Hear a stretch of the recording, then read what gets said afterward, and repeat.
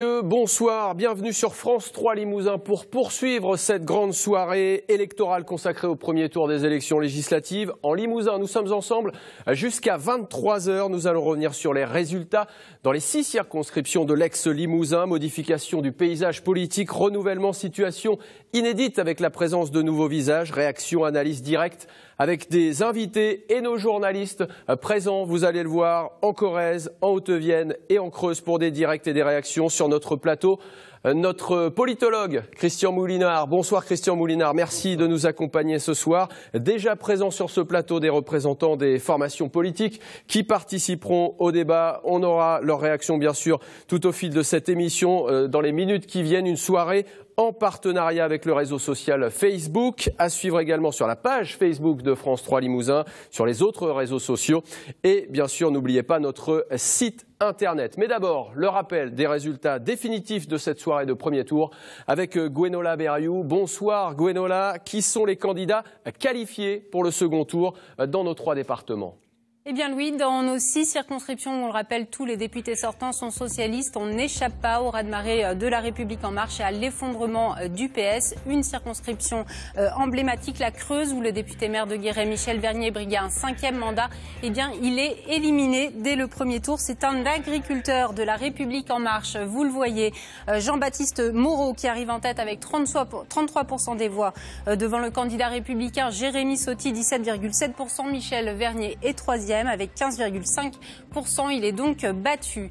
En Corrèze, dans la première circonscription, c'est là aussi le candidat de La République En Marche, Christophe Géretti, qui, vous allez le voir, est en tête avec 32,5% des voix devant Bernard Combe, le maire socialiste de Tulle, qui se qualifie de justesse avec près de 18%.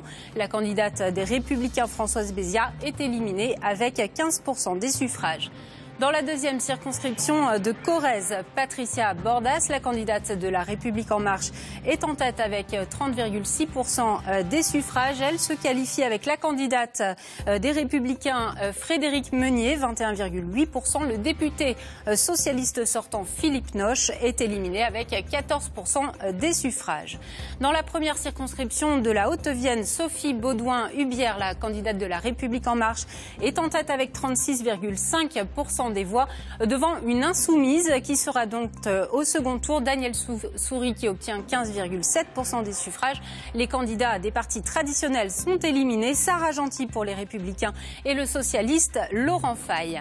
Dans la deuxième circonscription de Haute-Vienne, le candidat de La République En Marche, Jean-Baptiste Djebari, est largement en tête avec 35,7% des voix. Il affrontera au second tour le maire ADS de Saint-Junien, Pierre Allard, 12,2%. En troisième position, c'est un insoumis, Hubert Urard, 11,7%. Devant donc le candidat UDI, Vincent Léoni. La socialiste Annick Morizio obtient 10,7% des suffrages. Enfin, dans la troisième circonscription de la Haute-Vienne, Marie-Ange Magne, la candidate de La République En Marche, obtient 37,6% des voix.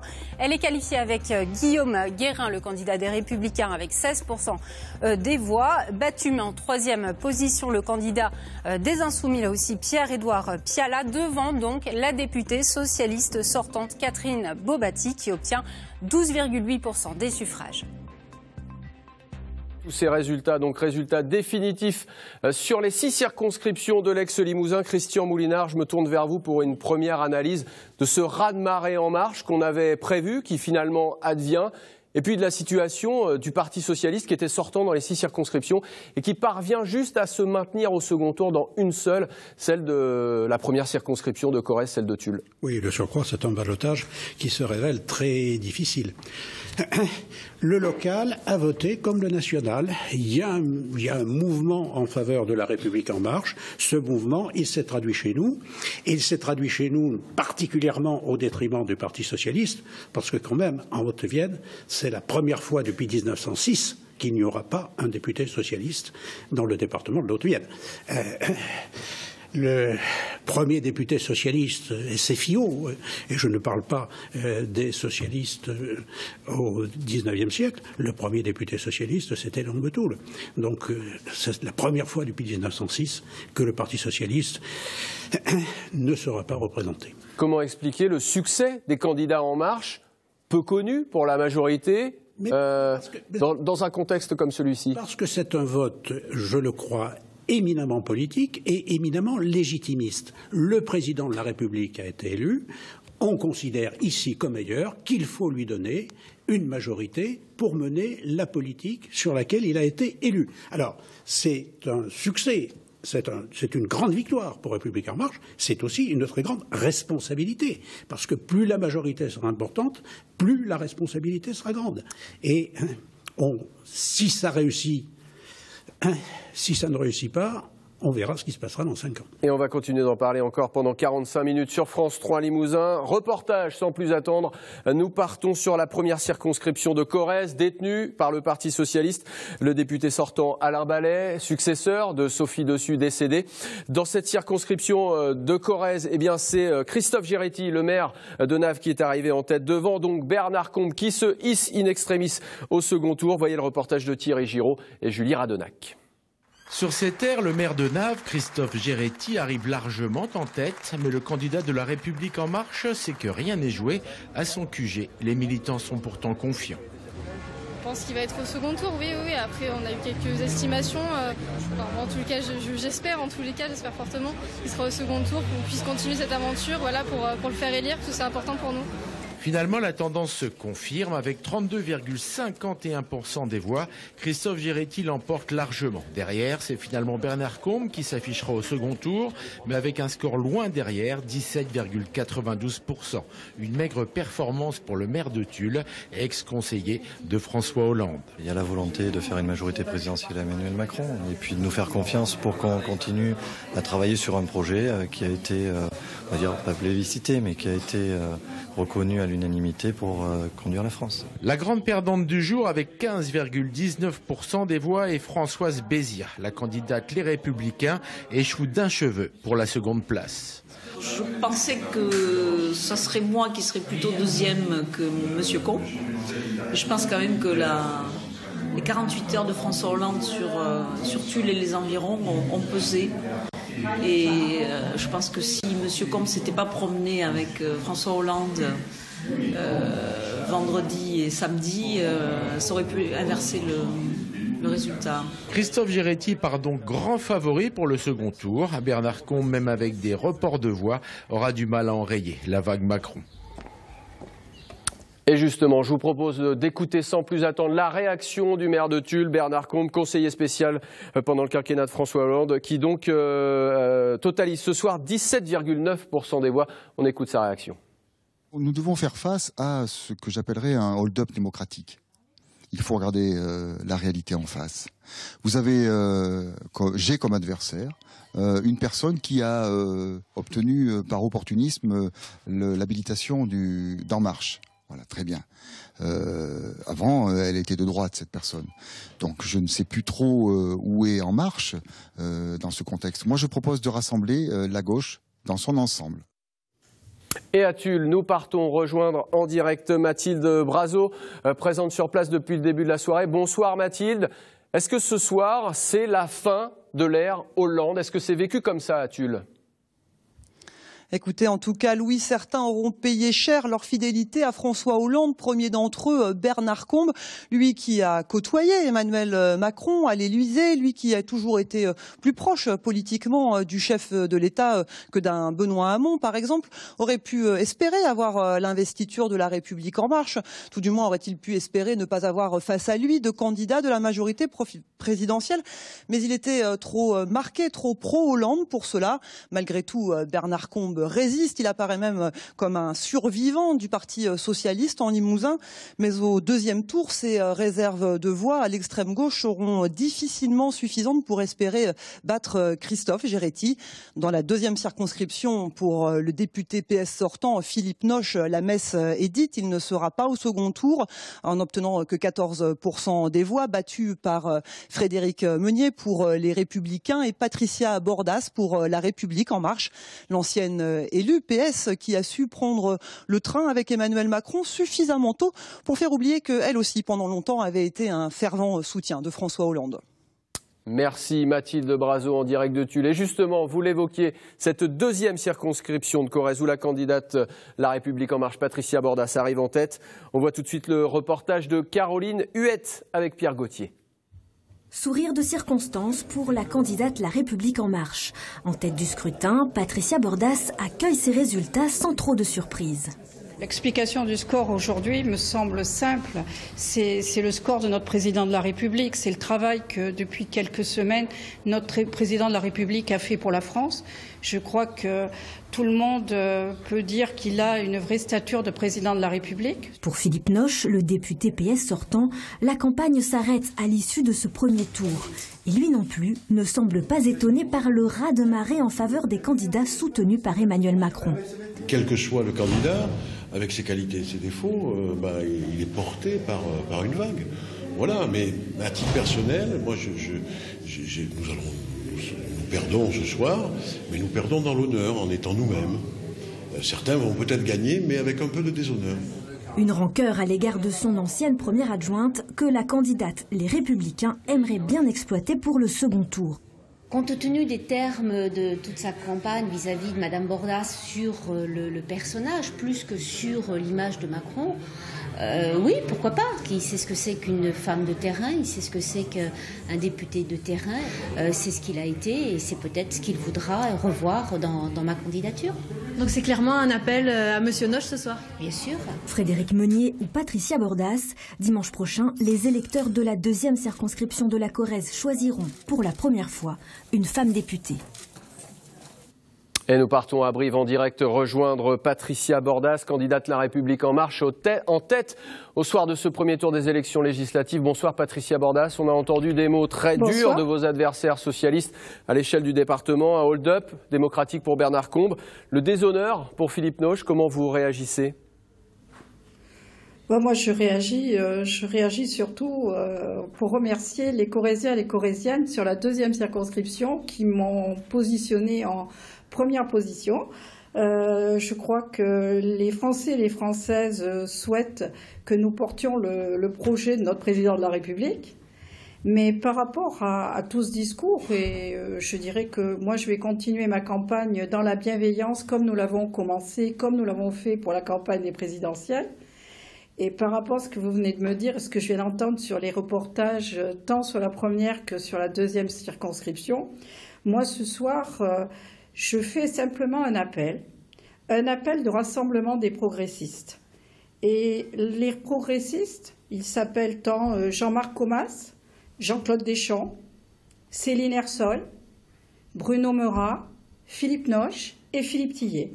Voilà ce que je leur demande ce soir pour porter le projet de notre président de la République, mais aussi pour leur rappeler que mon rôle et notre objectif commun, ça sera d'abord de développer notre territoire.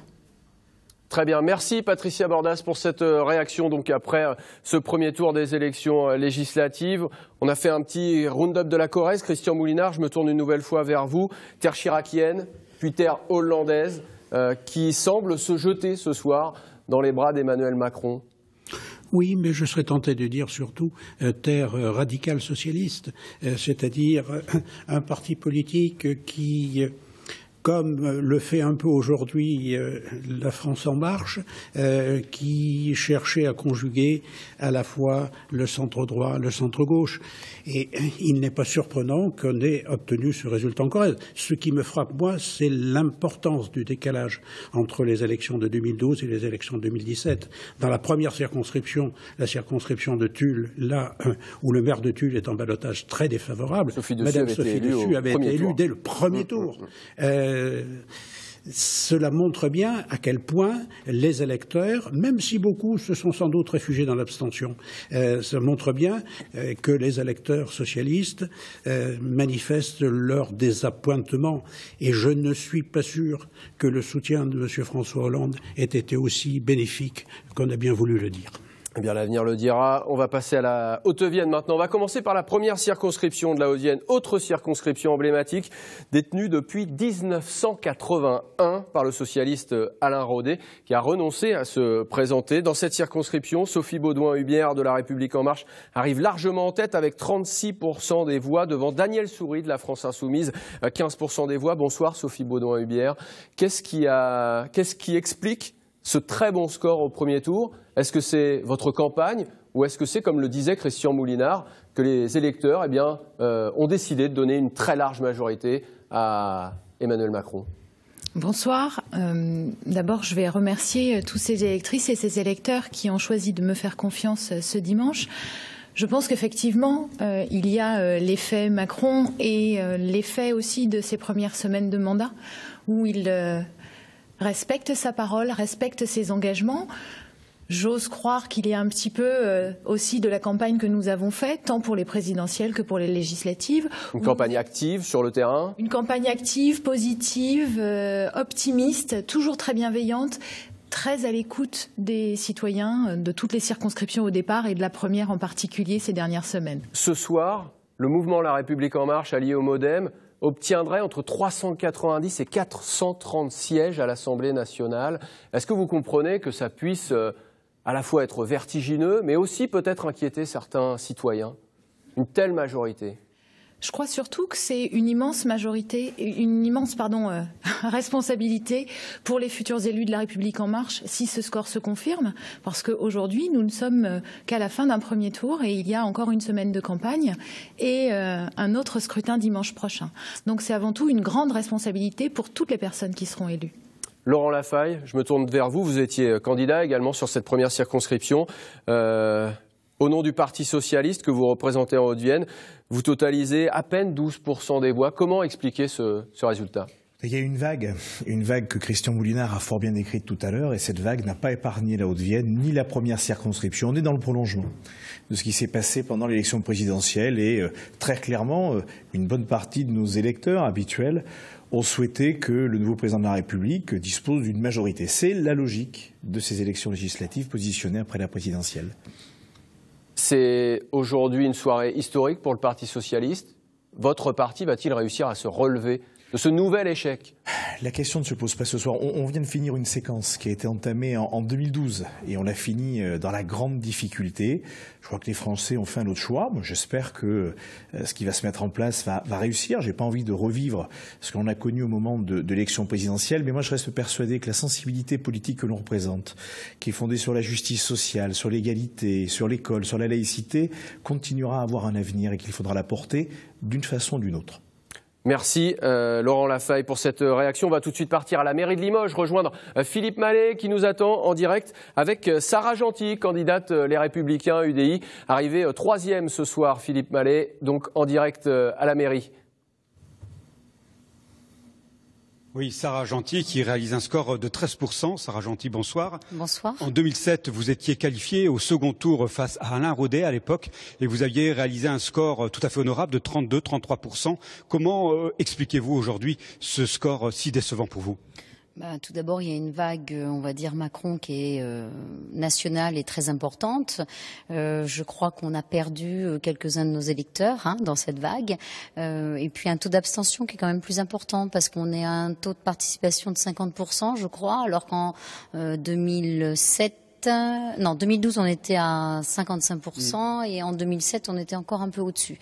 Donc, j'imagine que l'on peut aussi penser que cela vient de là. Est-ce la fin des logiques partisanes traditionnelles, puisque le PS d'un côté et vous de l'autre, vous êtes éliminés au premier tour ? Alors, c'est peut-être pas la fin, je veux dire, au niveau national. Nous, on attend d'avoir des leaders qui reprennent le mouvement et qui restructurent. Maintenant, je crois que, comme tous les partis, on est capable de s'adapter. Sarah Gentil, je vous remercie. Merci Philippe Mallet en direct de la mairie de Limoges. On va s'intéresser maintenant à la 3e circonscription de la Haute-Vienne, l'une des plus observées, celle du nord du département, avec la présence des poids lourds, une sortante socialiste, le chef des Républicains, celui du Front National, une débutante pour La République En Marche. Tout de suite le reportage de Christophe Baudin et Jean-Marie Arnal. Magne.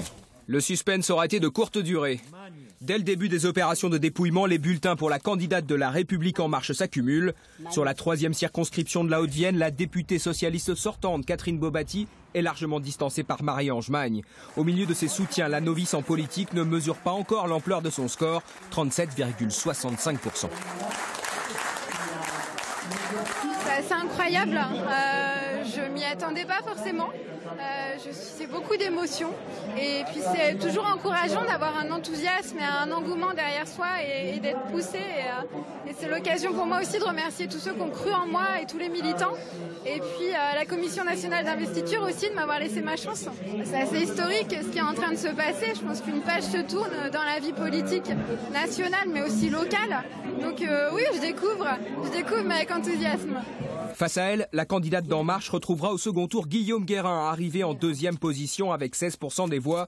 Le candidat LR qui pointe sans détour l'inexpérience de sa concurrente. Il y a quand même un certain nombre de personnes qui aujourd'hui se sont opposées au candidat d'Emmanuel Macron. Et puis encore une fois, je l'ai dit et redit, ce qui compte c'est certes le rajeunissement, le renouveau, toutes ces choses-là, mais c'est un petit peu d'expérience de la chose publique. Or pour ma part, je suis premier adjoint de Limoges avec une délégation générale de signature. J'ai 30 ans, tout comme la concurrente d'En Marche. Mais par contre, j'ai un petit peu d'expérience politique, donc j'invite les électeurs à bien réfléchir aux choix qu'ils vont faire dimanche prochain. Ni le PS ni la France Insoumise n'ont donné de consigne de vote, mais la candidate d'En Marche se retrouve en ballottage très favorable avant le duel de dimanche prochain.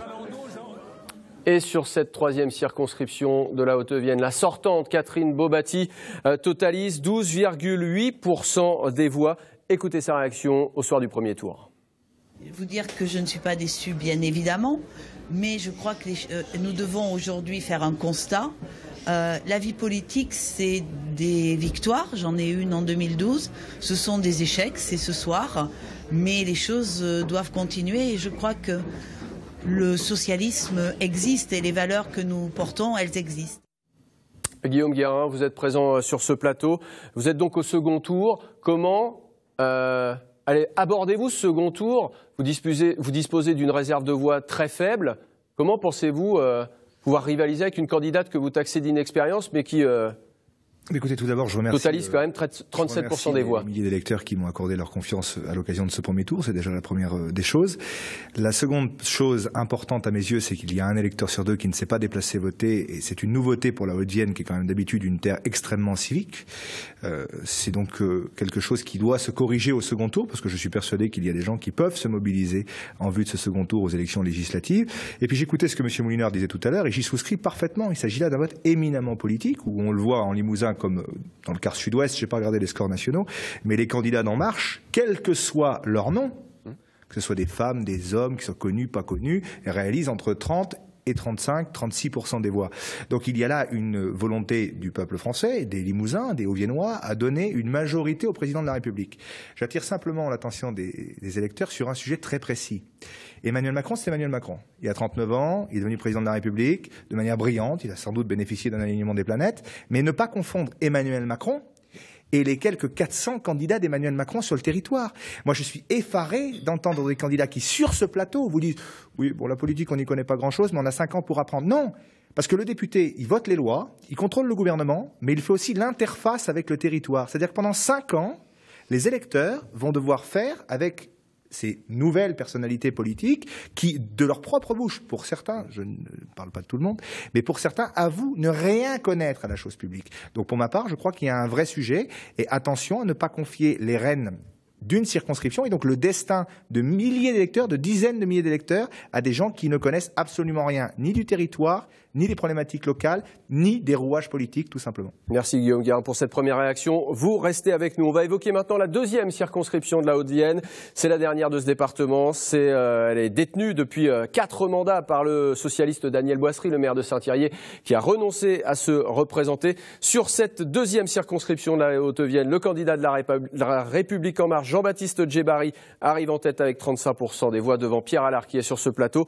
Mais d'abord, nous partons tout de suite au QG d'En Marche à Limoges, rejoindre Franck Petit. Franck Petit, vous êtes avec celui qui arrive en tête, Jean-Baptiste Djebari. Oui, un novice en politique, Jean-Baptiste Djebari, qui nous disait tout à l'heure, et il va nous le confirmer encore maintenant, qu'il est très ému par le résultat de ce soir. Tout à fait, ému, satisfait effectivement d'être arrivé en tête de la circonscription et en même temps un sens de grande responsabilité pour le second tour. Une nécessité de réunir autour de nous d'autres suffrages sur la réforme, sur notre programme qui porte effectivement non seulement un projet de croissance mais aussi de justice sociale. Qu'est-ce qui va se passer à partir de demain? Donc peut-être des alliances, peut-être pas, expliquez-nous. Écoutez, nous on ne fera pas d'alliance, on a un projet qui n'a pas changé contrairement à nos opposants de droite et de gauche.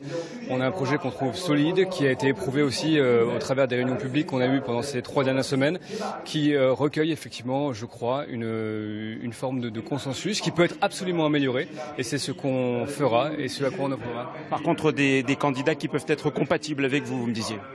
Je crois que les électeurs des candidats, certains des électeurs effectivement qu'on a reçus dans nos réunions publiques, effectivement sont compatibles avec ce programme. On les a rencontrés. Il y a des points effectivement d'ancrage fort et de convergence fort et évidemment ces électeurs-là seront les bienvenus. En 30 secondes, selon vous, imaginons que la semaine prochaine vous soyez élu député, les dossiers les plus importants pour le Limousin, c'est quoi? Je crois que le dossier numéro 1, c'est le dossier du désenclavement. Alors ça se fera notamment à travers du plan d'investissement qui sera porté et mis à disposition des collectivités territoriales. Et nous, en tant que députés, on sera à même d'accompagner, d'architecturer, d'être les facilitateurs de ces projets. Merci Jean-Baptiste Djebari. Donc il y a encore beaucoup de candidats en marche qui sont ici au QG, donc à Limoges. Merci Franck Petit. On reviendra vers vous dans le cours de cette soirée. Je me tourne vers Pierre Allard. Vous arrivez donc 2e dans cette circonscription, maire ADS de Saint-Junien avec 12% des voix. Je suppose que ce soir, vous lancez un appel à toutes les forces de gauche. Écoutez, d'abord, je voudrais remercier les électrices et les électeurs qui m'ont apporté leur soutien. Après, si vous avez bien regardé dans cette 2e circonscription, il y a quand même un certain nombre de voix de gauche en réserve, avec un certain nombre de candidats à gauche qui étaient présents sur cette élection et sur ce territoire, sur cette circonscription. Parlons clairement, vous parlez des voix de la France Insoumise, vous appelez ce soir les électeurs de la France Insoumise à se reporter sur votre nom. On a toujours dit avec Hubert Urard, d'ailleurs sur ce plateau, qu'on n'était pas adversaires, qu'on était concurrents. Et qu'à un moment donné, je crois qu'on ne peut pas laisser élire des députés qui, d'une part, n'ont pas la connaissance de ce territoire, qui, d'autre part, ne sont pas à même d'amener un contre-pouvoir. À un moment donné, dans une démocratie, il est indispensable qu'il y ait un contre-pouvoir qui soit constructif, cohérent, sérieux, qui ne soit pas contre tout, mais qui soit ici pour représenter ce qui se passe sur son territoire, sur ce terrain.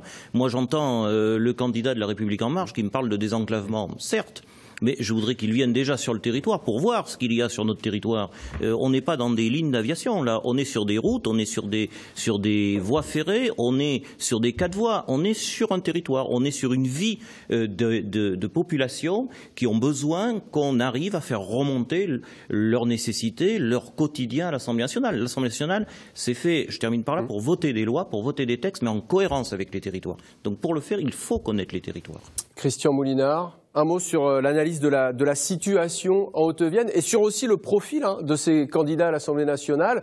Leurs opposants pointent une certaine forme de jeunesse, quasiment d'incompétence. Pourtant, tout le monde a commencé une fois et finalement, député, ça s'apprend. Jeunesse sûrement, inexpérience sans doute. Moi, je ne prononcerai pas le mot d'incompétence.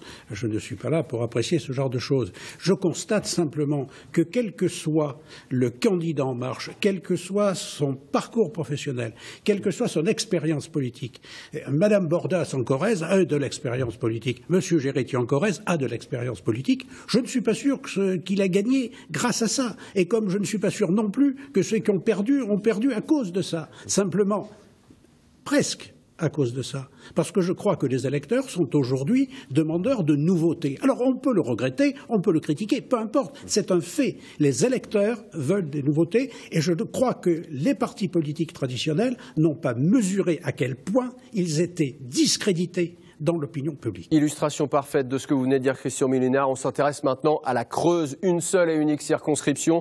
Un sortant, le socialiste Michel Vernier, battu ce soir. On part tout de suite en direct à Guéret, retrouver Jean-Baptiste Moreau, le candidat de La République En Marche. Bonsoir, merci d'être avec nous. Est-ce que vous pensiez atteindre un tel score, Jean-Baptiste Moreau, dès le premier tour, 33,19% des voix? Non, honnêtement, c'est une très bonne surprise. Je remercie les Creusoises et les Creusois de m'avoir placé en tête ce soir à ce premier tour des élections législatives. Et je voudrais saluer également donc, le travail du député sortant Michel Vernier, qui depuis 20 ans n'a pas compté son temps et ses efforts pour défendre le département. Être débutant en politique, être inexpérimenté, comme le reprochent beaucoup des opposants des candidats de La République En Marche, qu'est-ce que vous répondez à ces critiques ? Oui, j'entendais M. Guérin tout à l'heure. Je suis content à 40 ans de découvrir que je suis très jeune. J'ai quand même travaillé, j'ai été salarié, je suis chef d'entreprise, président d'une coopérative, président d'un abattoir. Donc je pense que partout où je suis passé, j'ai appris relativement vite et je n'ai pas de doute sur le fait qu'à l'Assemblée nationale aussi, j'apprendrai très vite les codes et voilà, je suis né sur le territoire, je le connais très bien et je n'ai aucun doute sur mon adaptabilité, on va dire, au niveau de l'Assemblée nationale. Merci Jean-Baptiste Moreau de nous avoir livré votre première réaction ce soir en direct sur France 3 Limousin. Je me tourne vers Guillaume Guérin. Vous voyez finalement l'inexpérience, la jeunesse, on est jeune à 40 ans. Il n'y a que du renouveau et que ces gens-là ne viennent pas de partis politiques et que c'est tout neuf. Monsieur Moulinard n'ignore pas sans doute que sur 6 candidats aux élections législatives en Limousin, 3 viennent de partis politiques. Oui, mon adversaire politique était sur la liste d'Alain Rodet en 2014, donc elle connaît la chose publique. Madame Bordas a été conseillère régionale PS pendant des années. Sûrement. Et quant à Monsieur Géretti, il est maire, il était chez les Républicains.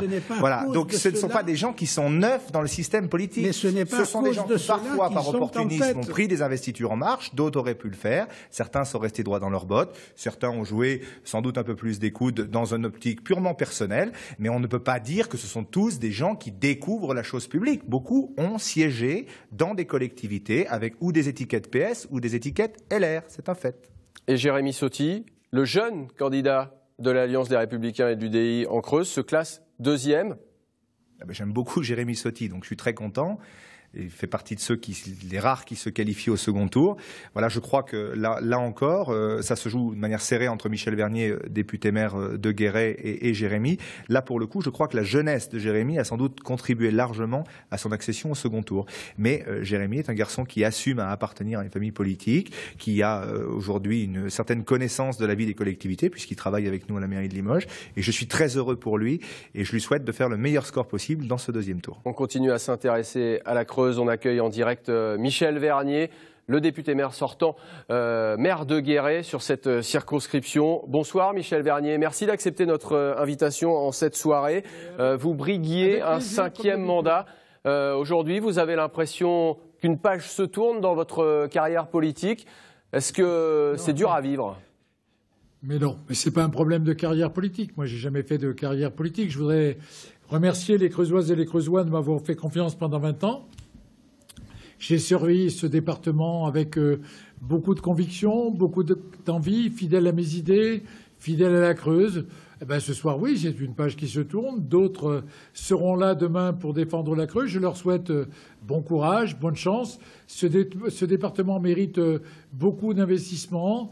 Les services publics, tout ce qui est petites et moyennes entreprises. Enfin, il y a des tas de choses à faire. J'avais dit ma disponibilité pour être là. Ils ont choisi autre chose. Je l'accepte très tranquillement. Donc moi, demain, je vais me consacrer à d'autres objectifs. Et puis, c'est comme ça, c'est la vie. Le soleil s'est levé ce matin, il se lèvera demain matin. Voilà, il faut en tirer tranquillement, mais sereinement, toutes les conclusions.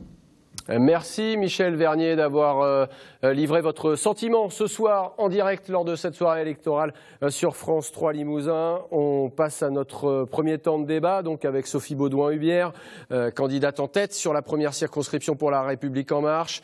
Également Guillaume Guérin, arrivé en seconde position sur la 3e circonscription de la Haute-Vienne. Patricia Bordas est toujours avec nous en direct de Brive. Et puis Pierre Allard qui est également sur ce plateau.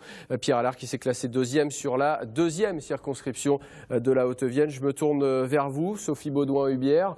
Dans une semaine, peut-être, jour pour jour, vous serez peut-être députée pour la première fois. Est-ce qu'il y a une forme d'appréhension et dans quel état d'esprit êtes-vous à une semaine de peut-être avoir votre premier mandat national, monter à l'Assemblée nationale, porter des textes de loi peut-être, les défendre, critiquer le gouvernement, qui sait ? Je me sens très engagée déjà sur cette nouvelle semaine de campagne qui s'ouvre.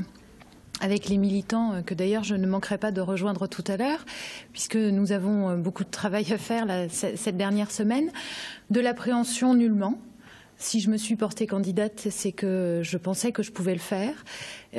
Si la Commission nationale d'investiture m'a retenue, c'est qu'elle a estimé que mes compétences passées me permettraient d'être à la hauteur dans ce mandat. Donc pas d'appréhension particulière, si ce n'est la responsabilité vis-à-vis des électeurs et électrices de cette première circonscription de Haute-Vienne. Et face aux critiques, face aux oppositions qu'il y aura forcément à l'Assemblée nationale, dans quel état d'esprit êtes-vous? Est-ce que cette large majorité vous place dans une position de confiance? Le gouvernement sera soutenu à l'Assemblée nationale et l'opposition n'aura qu'à jouer son rôle, mais malheureusement, elle ne sera que peu écoutée. Comment vous voyez cette situation entre majorité et opposition, une opposition tellement affaiblie? Chez En Marche, nous avons l'habitude depuis toujours d'écouter les oppositions, d'écouter les avis différents. Il n'en sera pas autrement demain. Et puis, cette majorité, aussi large soit-elle, elle sera aussi constituée d'hommes et de femmes qui viennent d'horizons différents, avec des idées diverses. J'y vois l'occasion d'un bouillonnement d'idées incroyable, et certainement pas d'être le doigt sur la couture de pantalon, mais bien évidemment de toujours questionner pour avancer et construire au mieux un projet qui réussit pour la France. Pierre Allard, le bouillonnement d'idées, c'est quelque chose de valorisé à gauche. Quand j'entends ça, parce que j'ai entendu M. Djebari tout à l'heure, c'était un petit peu l'inverse, puisqu'il nous disait qu'il était là pour défendre le programme du gouvernement. Je n'ai pas entendu de bouillonnement d'idées. Mais bon, je note. Après, moi, je crois que, et je l'ai déjà dit, le bouillonnement d'idées, il doit déjà commencer à la base, c'est-à-dire sur nos territoires, parce que c'est de là que naît la richesse et la force d'un texte de loi. Donc, un député, il est là, effectivement, pour voter des lois au niveau national, pour contrôler l'action et l'activité du gouvernement. Il est aussi là pour représenter les populations sur leur territoire. Et je crois que ce bouillonnement d'idées, il doit se passer à l'Assemblée nationale, mais il doit se passer aussi sur le territoire, dans nos circonscriptions, parce que chacune a sa particularité. On le voit bien, dans la Haute-Vienne, en Creuse, en Corrèze, chaque circonscription a sa particularité au niveau économique, au niveau social, au niveau culturel. Et je crois que c'est là que le bouillonnement doit se faire. Et c'est au niveau national qu'on doit regrouper l'ensemble de ces idées pour essayer d'aller vers des lois qui soient cohérentes. Ce n'est pas uniquement un gouvernement, parce que ça fait des années qu'on vit sous la forme de gouvernements qui présentent des textes de loi qui sont votés sans qu'on ait une réelle concertation avec les territoires. Eh bien là, moi je constate qu'on est parti progressivement de la même manière. On l'appelle autrement, on appelle ça maintenant un mouvement, ça ne s'appelle plus un parti politique, mais demain ça va se restructurer et ça va se réappeler un parti politique, même si ça s'appelle aujourd'hui un mouvement. Et on est parti avec 400 députés pour faire la même chose. Moi je ne le souhaite pas, donc c'est pour cette raison que je souhaite qu'on arrive à rassembler dans nos circonscriptions pour porter, je le disais, une opposition constructive et cohérente. Merci Pierre Allard. On va vous libérer. On va juste rappeler à M. Allard que le fonctionnement d'En Marche sera le même qu'il a été pour la construction du programme d'Emmanuel Macron et qu'il a été co-construit. Il a été construit sur le territoire au travers de milliers de comités locaux par les électeurs et les électrices qui se sont exprimés ce dimanche. Oui, mais voilà pour la réponse. Après, madame, qui compte. On va vous libérer, Monsieur Allard, parce qu'on va accueillir Danielle Soury, candidate de la France Insoumise, qui est actuellement deuxième donc sur la première circonscription de la Haute-Vienne. Le temps d'opérer ce changement, on va partir retrouver Franck Petit, justement depuis le QG d'En Marche où se réunissent les militants qui viennent de s'engager en politique. Franck Petit qu'on va retrouver dans un instant. Madame Soury, installez-vous sur ce plateau.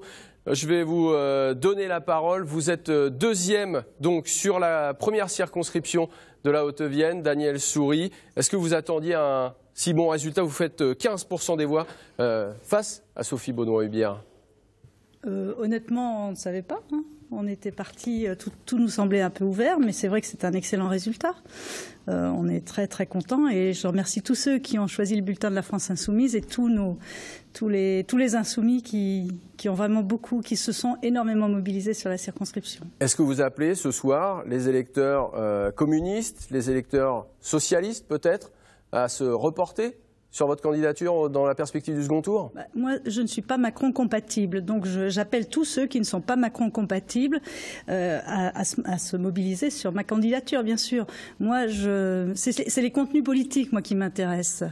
Ce qui nous est annoncé sur la remise en cause du Code du travail, ça ne me va pas du tout. Et tous ceux qui ne se reconnaissent pas dans ces perspectives, oui, avec le bulletin de vote à mon nom, ils ont un moyen de le dire. On va se tourner vers Patricia Bordas. Patricia Bordas qui est toujours avec nous, présente dans nos studios à Brive. Patricia Bordas, on l'avait annoncé, ce raz-de-marée, cette vague en marche. Aujourd'hui, elle vous place en grande responsabilité aussi. Vous êtes la plus expérimentée de tous les candidats en marche du Limousin. Est-ce que vous allez jouer, entre guillemets, le rôle de tuteur ? Non, je crois que je ne vais pas jouer un rôle de tuteur, je vais surtout jouer un vrai rôle de député. Je crois qu'on l'a dit tout à l'heure, j'ai écouté mes précédents interlocuteurs. Le député, il est là pour voter la loi. Il est là pour contrôler le gouvernement. Hyper rapide. Mais surtout, il est là pour assurer une interface. Et moi, je serai une élue également qui aura un mandat unique. Ce qui veut dire une élue qui saura écouter le territoire, qui saura faire remonter les difficultés qu'il y a sur la deuxième circonscription. Et je sais que les Corréziens et les Corréziennes, ils pourront compter sur moi, parce que je ne suis pas là uniquement comme certains, et je ne suis surtout pas là dans les partis traditionnels, mais pour faire évoluer et pour apporter à notre président de la République les problématiques de notre territoire. Merci Patricia Bordas d'avoir été avec nous. Un mot rapide avec Franck Petit, avec peut-être un militant en direct du QG d'En Marche à Limoges. Franck ?